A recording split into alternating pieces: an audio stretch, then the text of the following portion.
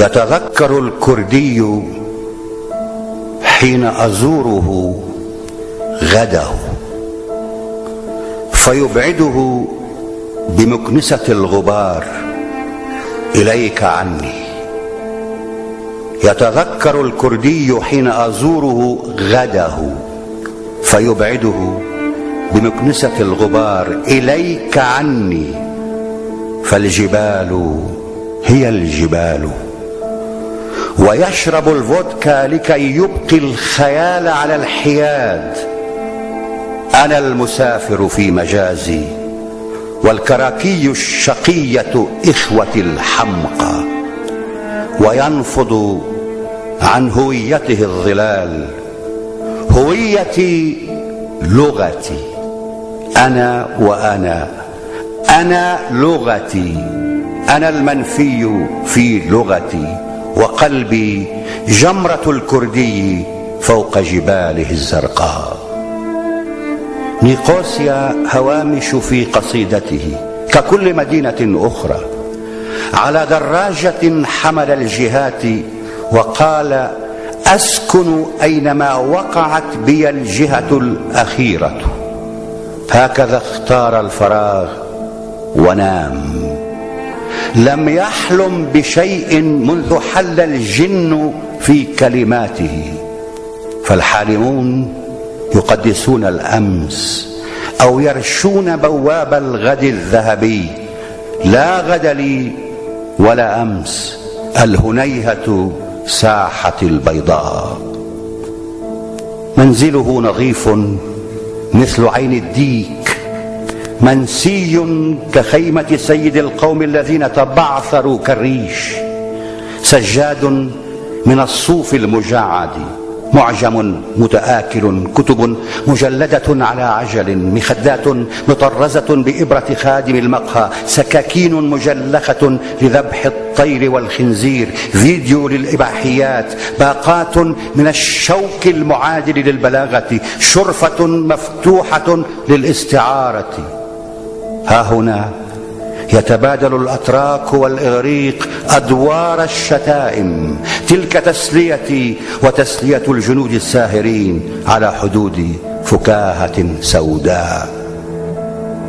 ليس مسافرا هذا المسافر كيفما اتفق.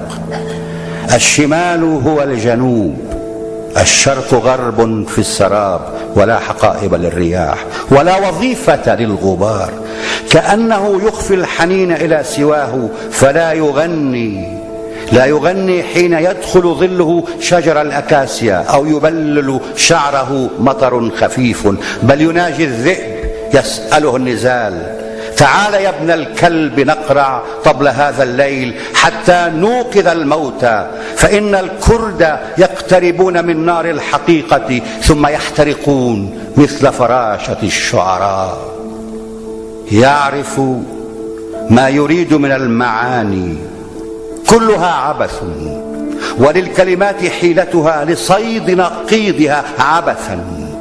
يفض بكارة الكلمات ثم يعيدها بكرا إلى قاموسه، ويسوس خيل الأبجدية كالخراف إلى مكيدته، ويحلق عنة اللغة. انتقمت من الغياب، فعلت ما فعل الضباب بإخوتي، وشويت قلبي كالطردة. لن أكون كما أريد، ولن أحب الأرض أكثر أو أقل من القصيدة. ليس للكردي إلا الريح، تسكنه ويسكنها، وتدمنه ويدمنها، لينجو من صفات الأرض والأشياء.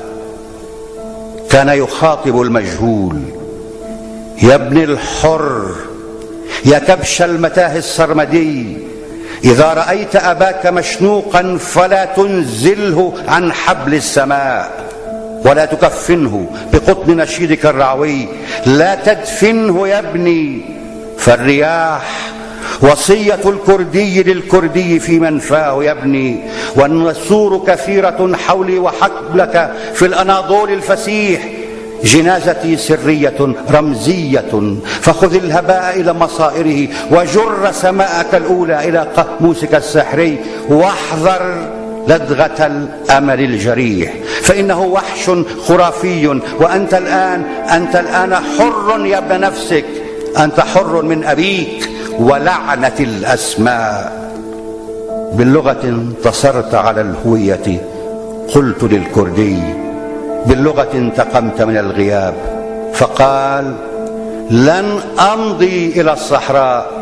قلت: ولا أنا. ونظرت نحو الريح. عمت مساء، عمت مساء.